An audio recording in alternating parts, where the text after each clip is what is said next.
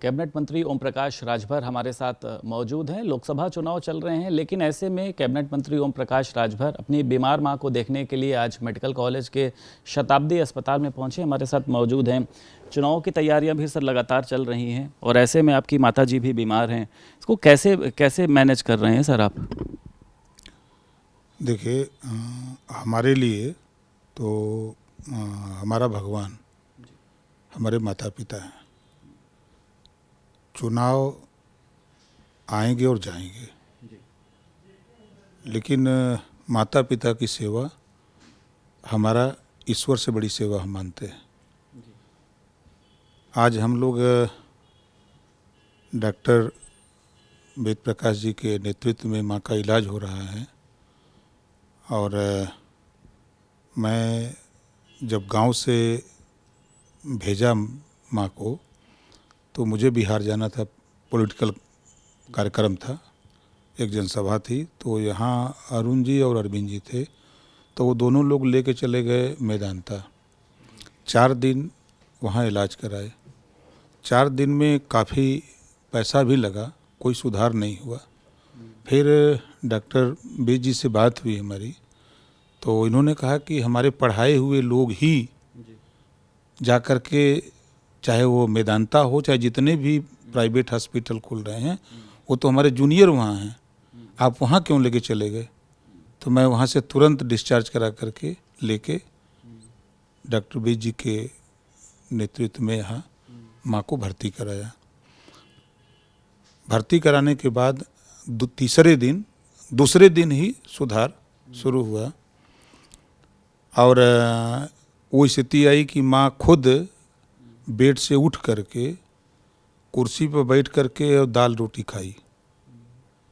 उसके बाद फिर चूँकि मामला उनका फेफड़े से है, और जिसको लेकर के जो एक समस्या है, उसके इलाज के लिए भारत में कहीं व्यवस्था नहीं है सरकारी हॉस्पिटल में।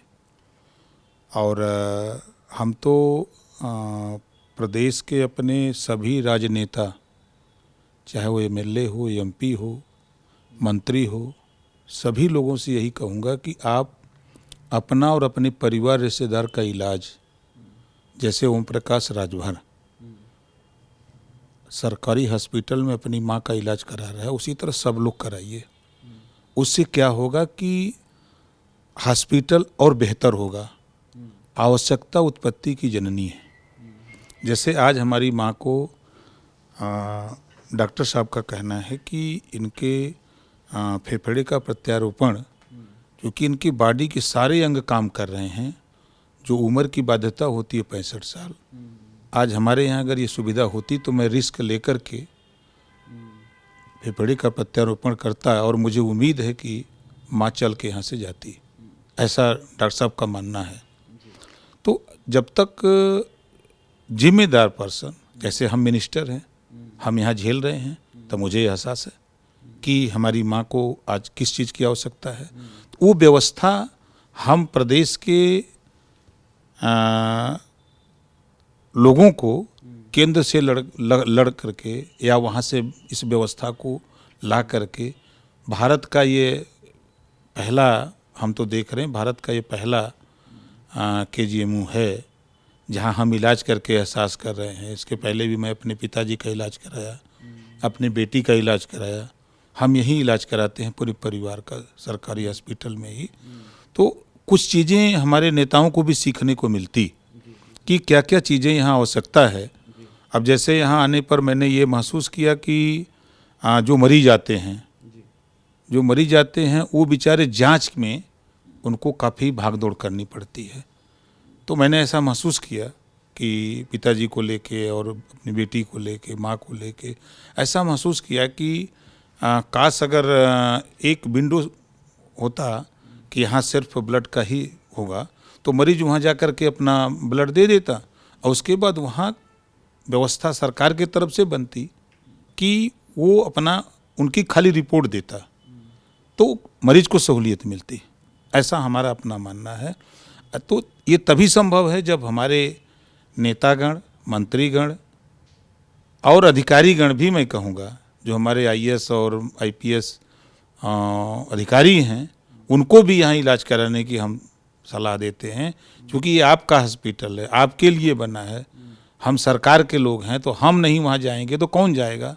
तो यहाँ आकर के मैंने देखा यहाँ कि मैं यहाँ लगभग 20 दिन से 21वां दिन है आज, तो मैं यहाँ हूँ और कई विभागों में मैं गया, तो जो व्यवस्था, जो साफ सफाई, आईसीयू में लोग जाने नहीं देते हैं दूसरे, चाहे वो प्राइवेट हो चाहे सरकारी अन्य जगहों पर, लेकिन आपने देखा, आज आप खुद अपने देखा कि जिस तरह की व्यवस्था डॉक्टर बेद जी ने की है कि परिवार को किस चीज़ की, उस रोगी को किस चीज़ की आवश्यकता है, परिवार से घुला मिला रहेगा तो उसका जो मनोबल है, तो वो परिवार के साथ उसको और स्टेमिना उसको मिलेगी, ऊर्जा मिलेगी। तो ये चीज़ें हम यहाँ पाए हैं। ठीक है सर, एक अगर हम इससे थोड़ा सा सर एक अलग से सवाल ले लेते हैं। हालांकि जो आपकी सर जैसे पार्टी है चुनाव की तैयारियों में लगी, आज मोदी जी पीलीभीत पहुंचे हैं, सीएम योगी भी लगातार प्रचार प्रसार कर रहे हैं, विपक्ष लेकिन नदारद है। तो आपको लगता है कि लोकसभा चुनाव के पहले ही उसने अपनी हार मान ली है, या क्या वजह देखते हैं, क्यों गायब है वो तो देखिए, जिस उसी दिन वो हार अपनी मान लिया जब विपक्ष ने एक गोल बनाई। गोल बनाने के बाद उसी गोल से बनाने वाले लोग ही छोड़ के चले गए। माननीय नीतीश जी छोड़ के मोदी जी के यहाँ चले गए, एनडीए में शामिल हो गए। जैन जी छोड़ के चले गए। ममता जी ने मना कर दिया कि हम समझौते में नहीं रहेंगे। पंजाब मान जी ने मना कर दिया, वहाँ के मुख्यमंत्री ने, कि हम समझौता नहीं करेंगे। तो इस तरह उसी दिन ये तय होगा कि विपक्ष लड़ाई से बाहर है, कहीं लड़ाई नहीं है। ईडी सीबीआई का कोई डर तो नहीं आप लोगों ने दिखा दिया है, जैसी लगातार चर्चा चलती रहती है कि दूर रहो अभियानों से। अच्छा, ये बताइए कि ईडी सीबीआई से नेता क्यों डरता है? 25 करोड़ आबादी उत्तर प्रदेश के, 140 करोड़ आबादी पूरे देश की है, तो खाली नेता लोग क्यों डरते हैं? ईडी सीबीआई नेताओं के यहाँ क्यों जाती है? ईडी वहाँ जाती है जिनके पास माल होता है। ओम प्रकाश राजभर के यहाँ ईडी क्यों नहीं आई? आज हम सत्ता में है ना, कल तो हम विपक्ष में थे, तो हमारे यहाँ ईडी क्यों नहीं आई? तो जिसके पास धन है, जो देश और प्रदेश का धन गलत तरीके से संग्रह किया है, ऐसे लोगों को ही ईडी खोजती है ना। तो जब खोजती है, हमने देखा कि ऐसे इतने रुपए थे कि छोटी मशीन नोट को गिनते गिनते गर्म होकर बंद हो गई, तो फिर बड़ी मशीन आई, वो भी गिनते गिनते बंद हो गई। अब विपक्ष ये कहे कि ईडी गलत कर रही है, इसका मतलब कि आप भ्रष्टाचार को बढ़ावा दे रहे हैं। राहुल गांधी और अखिलेश यादव एक साथ रैलियां करने जा रहे हैं, प्रेस वार्ता करने जा रहे हैं, क्या लगता है इसका कुछ लाभ मिलना है? कोई मतलब नहीं, एक दिखावा है।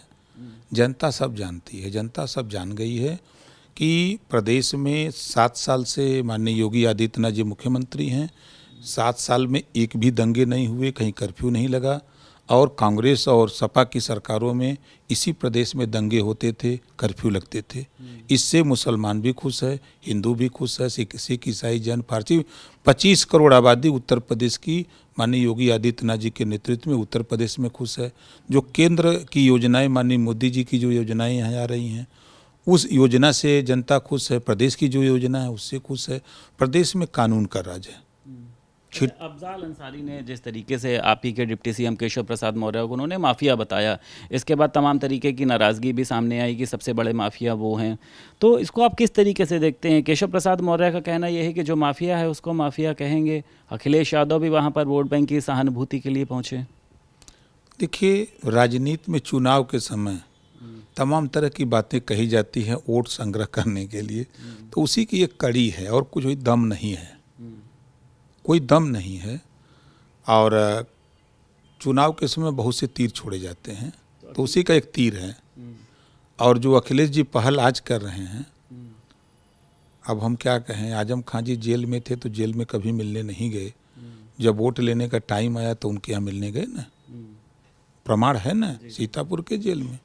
तो ये सब पॉलिटिकल लोग की वोट हमको कैसे मिल जाए, तो उस वोट के लिए लोग गए हैं, ना कि वो वहाँ उनके दुख को शामिल होने गए हैं। वोट की राजनीति सब हो रही है।